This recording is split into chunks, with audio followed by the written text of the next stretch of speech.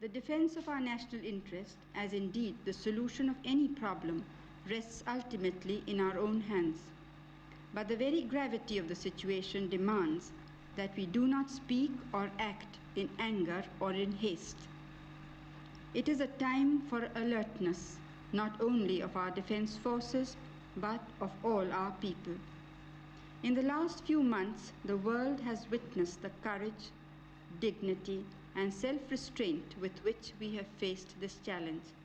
India's Prime Minister, Mrs. Indira Gandhi, speaking about the growing tension on India's borders with Pakistan. With 30,000 refugees a day still crossing into India from East Bengal, pressures are rapidly building up on the Indian government to create its own solution to the crisis by force, in short, by war with Pakistan. Mrs. Gandhi has so far preferred diplomacy to armed force, but she's adamant that all the refugees who fled from East Pakistan in the last 7 months must eventually return home. There are now almost 10 million of them in India, and they're costing Mrs. Gandhi's government an estimated $700 million a year to feed, clothe and shelter. It's a burden that Mrs. Gandhi says India cannot bear for much longer. If the money cannot be raised in voluntary contributions from other nations, the consequences will be catastrophic for India's economic development.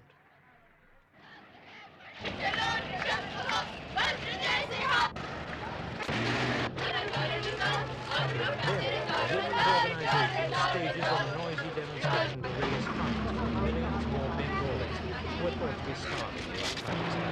Just one more manifestation of the strong popular support in India. The aim is to set up an independent Bengali state with money is not the only help that will succeed.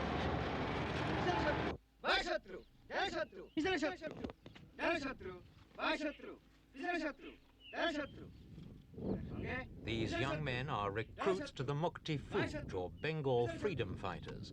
Their purpose is to carry on guerrilla warfare in East Pakistan, harrying the army in hit-and-run raids, and thus preventing it establishing control throughout the province.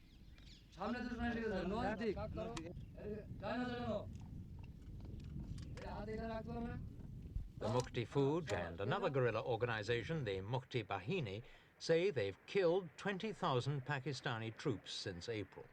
The claim is probably exaggerated, but there's little doubt that the guerrillas are creating a lot of problems for the Pakistan army. They operate from sanctuaries inside India, and it's an open secret that they receive considerable support from Delhi.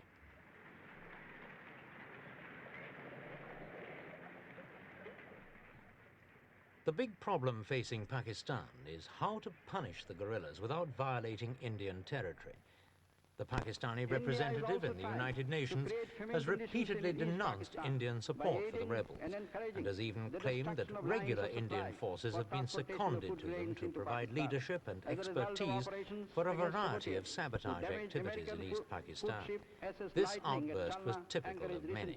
Pakistan authorities have apprehended frogmen trained in India and launched near Chalna and Chittagong ports for sinking ships bringing food grains to East Pakistan.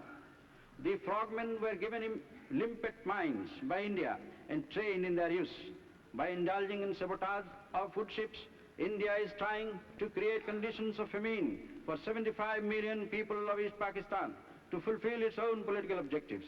If the international community is genuinely concerned about possible food shortage in East Pakistan, it has an obligation to prevent India from indulging in activities which, if unchecked, cannot but endanger the sustenance of the people of East Pakistan.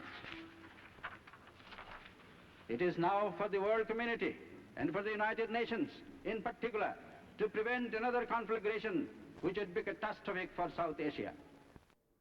Earlier this year, Pakistan's President Yahya Khan warned that continued Indian support for the rebels could lead to full-scale war.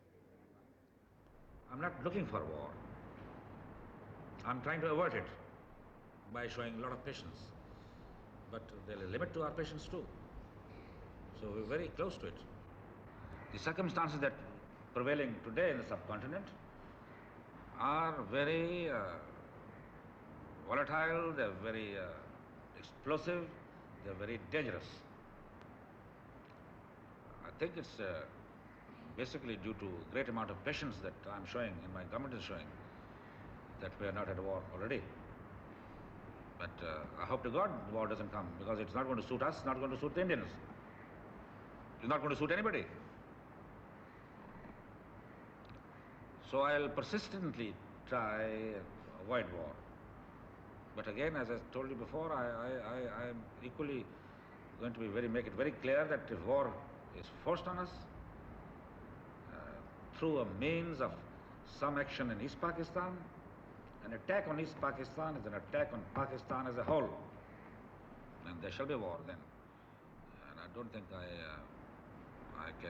I'll be doing my duty to the nation if I don't fight it out. If Yahya Khan does decide to fight it out, he'll have a tough battle on his hands. On paper, at least, his army is no match for the Indians. Besides having less modern arms than his adversary, he also has fewer men. 400,000 regular troops, of whom 70,000 are tied down by guerrilla warfare in the eastern wing of the country.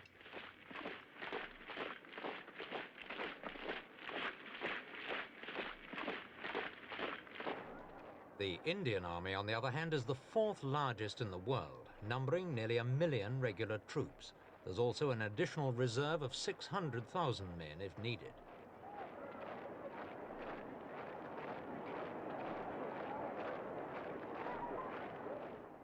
Its equipment is modern, including 200 Centurion tanks and over 400 Russian-made T-54s. The Indian Air Force, too, has twice as many combat aircraft as Pakistan. The Indians also have an advantage in that they have the means to manufacture their own arms if this becomes necessary, and are thus better equipped to sustain a long campaign.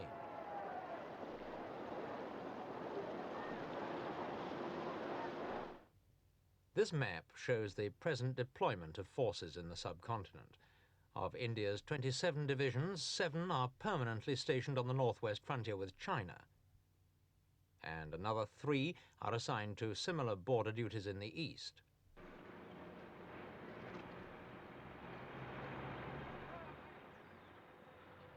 These border troops are specialists in mountain warfare. They've operated in the Himalayan foothills ever since 1962, when Chinese forces pushed down into India from the high mountain passes.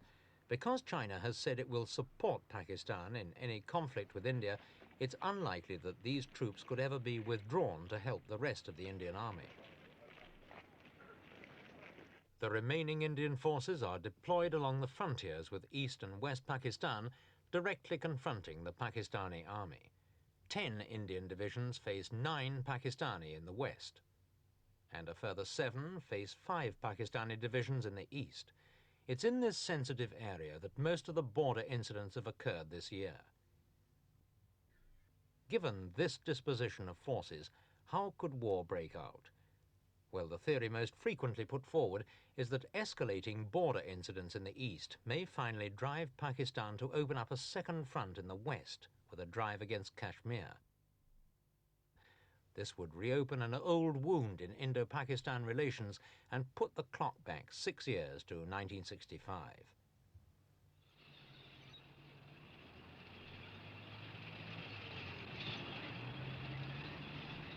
On September the 1st, 1965, armoured units of the Pakistan Army crossed into Kashmir after several violations of the border by both sides in the preceding months. Pakistan has always claimed that India rules Kashmir against the wishes of the people, the majority of whom are Muslims.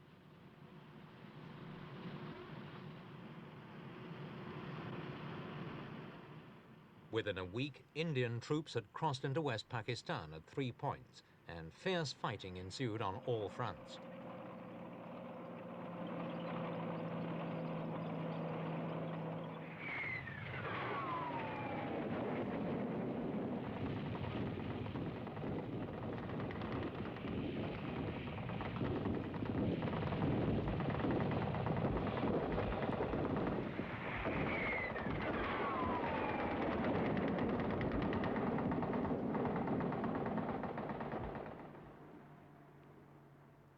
Fighting continued for 3 weeks without either side gaining a conclusive advantage. Both sides made full use of air power, and though each claimed to have bombed only military targets, there's plenty of evidence to show that civilian buildings, such as mosques and houses, were also attacked.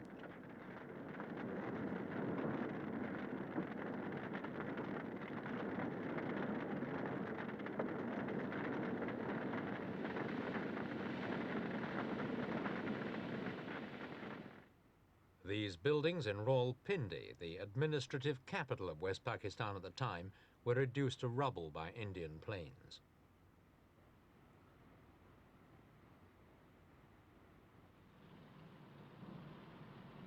It's impossible to say, even today, just how many died in the Kashmir War. Both sides made ludicrously contrasting claims, minimizing their own losses and exaggerating the enemy's. An objective estimate would probably put total dead at around 5,000 troops and 1,000 civilians.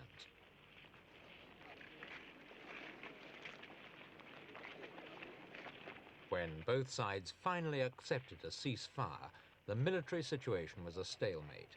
Each side held territory belonging to the other, and they maintained these positions while peace talks were arranged. The fighting had stopped in response to a United Nations appeal from the Security Council, and the UN set up an international observer team to supervise the ceasefire.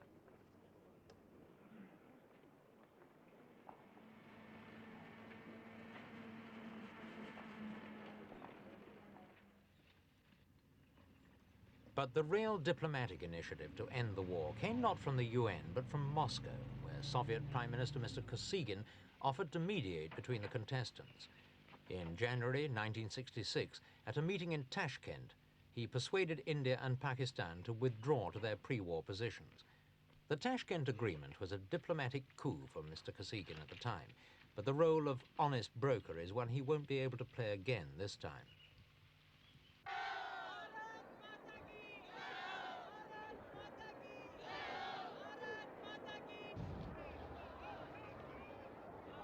This visit by Soviet President Podgorny to India last month marked the start of a period of intense diplomatic activity between Delhi and Moscow, which is still going on. Podgorny's visit came just 2 months after the signing of a bilateral friendship treaty in which both countries agreed to support each other if attacked by a third. From the Indian point of view, the treaty's main aim is to neutralize potential Chinese support for Pakistan and thus shift the balance of power in India's favor.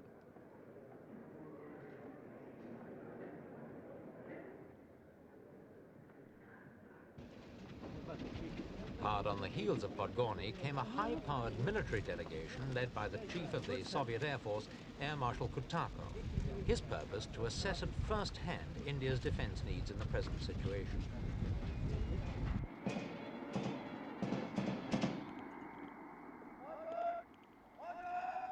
Since 1955, Russia has given India well over $1,000 million in aid, much of which has gone towards setting up India's own armaments industry. And it's now thought the Russians want to consolidate their position in Asia by persuading India to take all its arms from Moscow.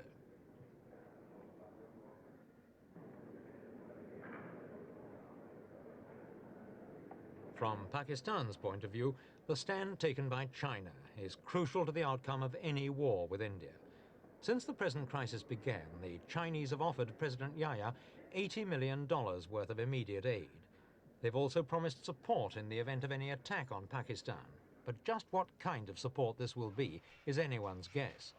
This armaments factory was set up by the Chinese, but it remains to be seen whether it's the only aid they're prepared to give.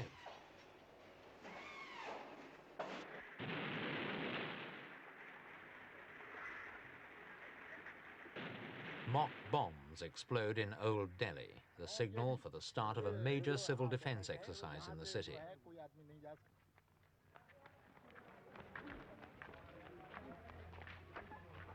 To the outside world, the situation in the subcontinent may look like a delicately balanced diplomatic chess game, which may or may not involve the great powers. But for the mayors of India's major cities, the threat of war is real enough. They've already ordered total blackouts, as if war had already begun. This exercise, simulating a Pakistani air raid, was designed to test the civil defense forces during a blackout. The Indian authorities have been preparing the people for a state of emergency for some time now.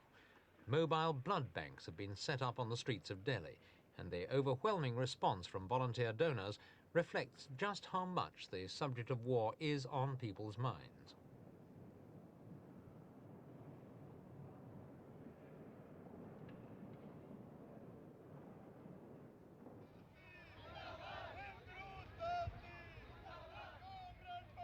Posters inciting the people to hatred of Pakistan are a more obvious sign that many Indians are gripped by a war fever.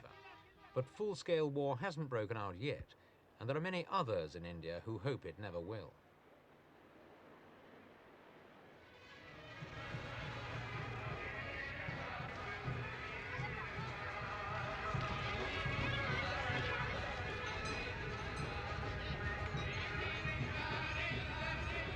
These people are Sikh missionaries.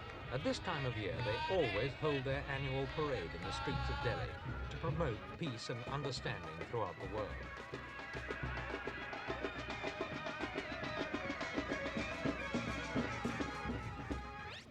This year, the parade, with its message of peace and goodwill, struck a somewhat ironic note in a city filled largely with thoughts of war.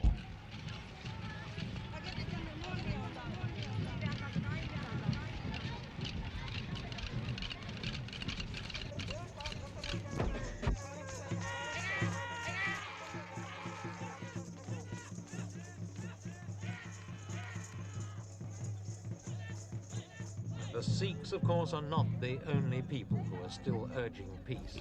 Mrs. Gandhi herself is now visiting 6 Western capitals in what looks like a last-ditch attempt to solve the crisis by diplomacy. If the Western powers cannot persuade Yahya Khan to create a political solution in East Bengal, Mrs. Gandhi may not be able to resist the temptation to create her own.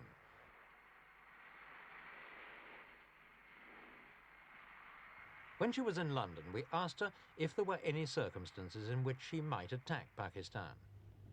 India has always tried to be on the side of peace and negotiations and so on. But of course we can't endanger our security in any way.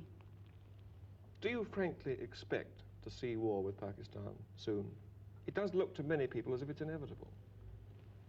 I don't think one can really give an answer to a question of this kind. Because as I said, we are trying everything possible to prevent it. Why have you not felt able to agree, as the Pakistani president has, and he suggested it, that you should withdraw some troops from your frontiers? Pakistan, as I moved its troops forward, a considerable time before we did. Now, while they were there on our border, nobody raised any question that this endangers peace, it endangers our country. Now, when we felt compelled in the interest of our defense, the whole world seems to have woken up. Now, it seems a very unrealistic situation to me. And as far as going back is concerned, our positions are much further back. I mean, we don't have a second line that could serve us should Pakistan decide to attack after all. So it would not be, I don't think I would be doing my duty to the country and to the people if we would agree. And one thing you must remember is that we have never attacked anybody, but we have been attacked 3 times. But do you support the Bangladesh guerrillas? Do you support a separate state in East Pakistan? You see, it's not a question of supporting or not. The question is what is likely to happen. I don't think we can shut our eyes to the situation in a neighboring state. I think, and I personally think that most of the world believes this, so they may not be willing to say it out openly, that Pakistan as it existed can never be the same again.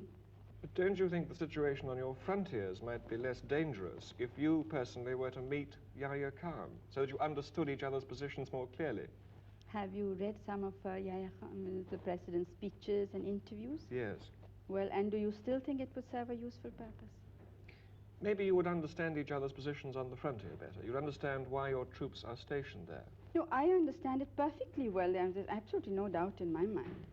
Our troops are stationed there because we are and we were threatened by the military regime of Pakistan. In no uncertain words, there has been a situation of indirect aggression.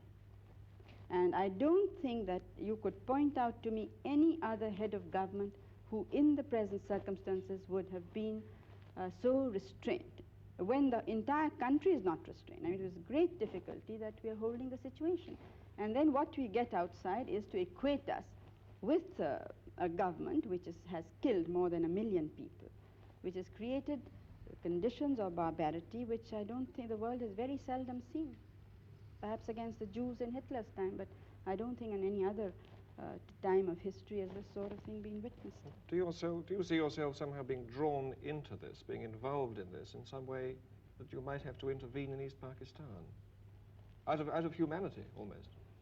Well, East Bengal is the affair of the leaders of East Bengal. It's up to them what should happen there. Final question. The refugees are still coming over and you have this enormous problem in India. How much longer can you sustain this? Oh, we can't sustain it now longer.